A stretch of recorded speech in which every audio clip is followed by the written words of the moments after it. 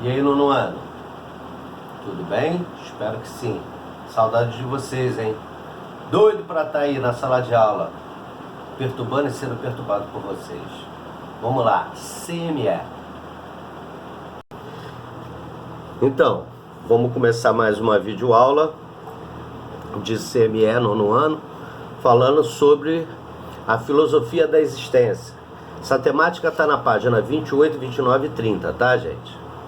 Eu vou começar não filosofando, porque o Sérgio não gosta de filosofar em nada, mas o Sérgio gosta muito de pensar. O Sérgio pensa bastante, tá? Então eu gosto de mostrar para vocês que vocês não perdem nada na arte do pensamento, de questionar, né? Eu falo de pensar e de questionar, de descobrir das coisas. Quando eu falo da filosofia da existência, semana passada eu falei se vocês já tinham parado para pensar e por que vocês existem. Eu queria jogar para vocês buscarem um conteúdo, o porquê que eu existo, né? Então tá lá, a filosofia, eu dei o tema da filosofia, tá? Porque ela vem antes da existência. E mais adiante a gente vai falar sobre existir, o motivo de existir. É possível questionar tudo o que se apresenta como verdade? Como algo já estabelecido? Se sim, a atividade filosófica pode abordar qualquer assunto. Muitos dos temas com os quais os filósofos ocupavam-se estavam relacionados a situações ou assuntos que provocavam dúvidas. Vai dizer para mim que vocês não têm dúvida de nada? Ou têm dúvida de tudo? Ou despertavam curiosidade. Nossa, a idade de vocês é a idade da curiosidade. Então, quando eu joguei lá na aula anterior, eu joguei justamente para despertar a dúvida, tá? E a curiosidade. Cada época teve um ou outro tema que esteve em debate e muitos deles receberam tratamento filosófico. Um dos questionamentos que tem ocupado os filósofos desde a antiguidade está sendo relacionado à ética, gente. Ética que nós estamos estudando. Conceito da ética. Somos obrigados a ajudar as outras pessoas? Sim ou não?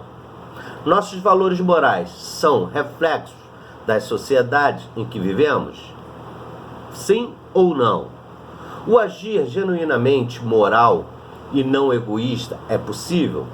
Vocês acham que sim ou não? Olha só quantos questionamentos bacana para vocês estudarem e se permitirem a parar e pensar sobre isso. Embaixo eu falo, igualmente, preocupações sobre o conhecimento foram e são relevantes ainda hoje. Como podemos fundamentar racionalmente no que acreditamos?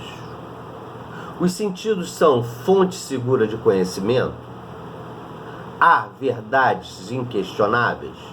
Olha só quanto questionamento no conhecimento, né? Olha que coisa interessante. Preocupações, conhecimentos, são relevantes ainda hoje? Olha que bacana quando a gente fala assim, a validade das leis, a importância da arte e a origem das sociedades já foram temas investigados ao longo da história da filosofia. Esses e outros temas continuam a ser relevantes até hoje. Olha quanto nós tivemos filósofos no século XIII, XIV, importantíssimo no século XVIII, século XV, em que estava sempre questionando sobre isso, origem da sociedade, dos estratos da sociedade. Estratos porque são camadas da sociedade.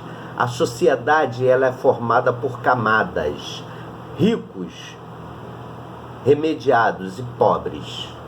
Filosoficamente, por que ele é rico? Por que ele é remediado? E por que ele é pobre? Olha só, conhecimento, né? Questionamento.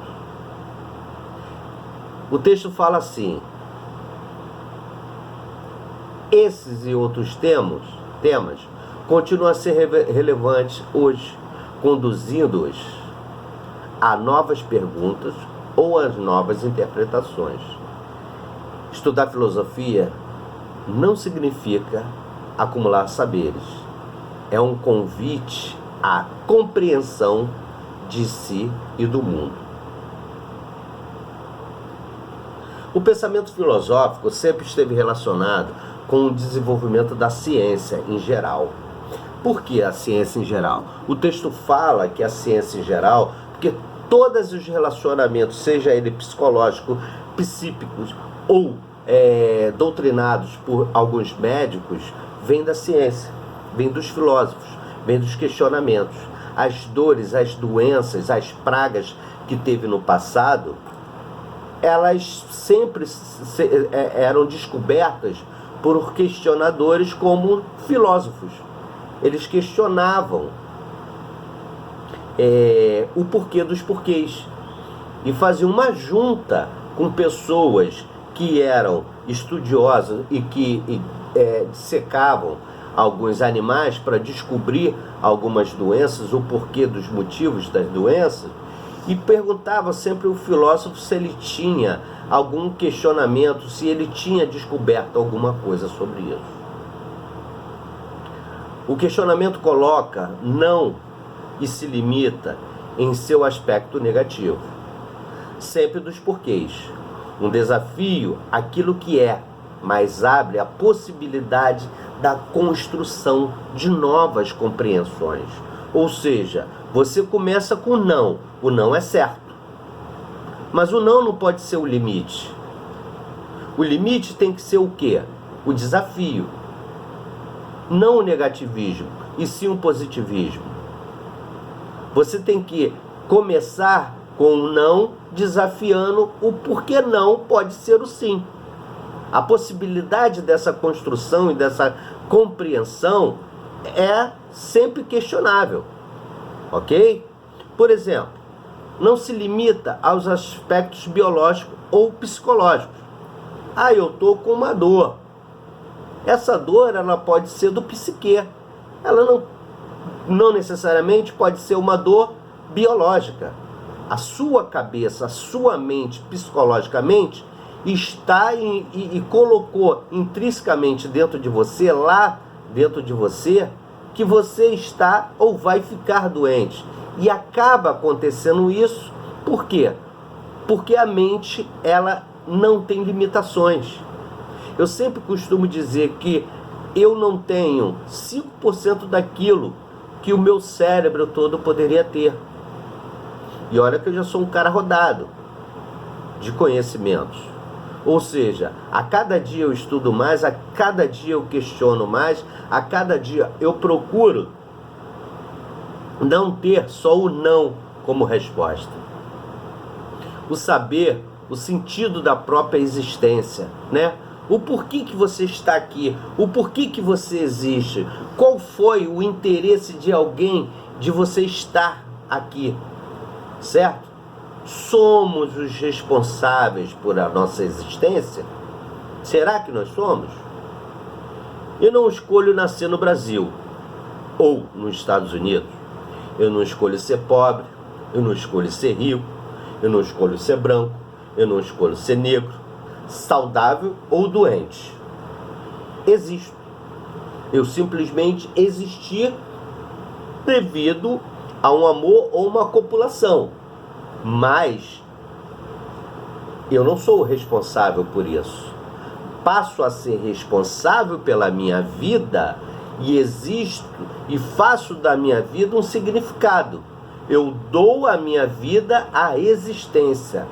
É a parte da liberdade da qual eu não posso me furtar. Eu tenho que dar um rumo. Quando os pais da gente falam assim, fulano, dá um rumo à tua vida, é isso que ele quer.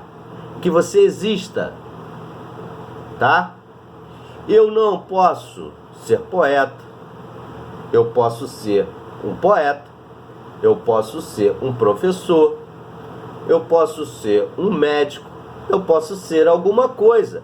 Desde que eu exista, desde que eu crie dentro de mim essa profunda liberdade de focar naquilo que eu quero ser.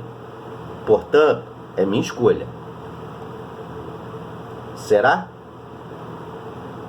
Muitas das vezes um profissional, ele é um bom profissional porque o pai queria que ele fosse um bom profissional, ou um bom advogado, ou um bom médico, um bom professor, um bom escritor.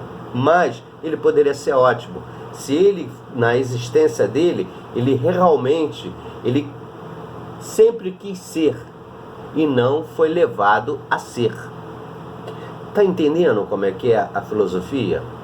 É o tempo inteiro se questionando.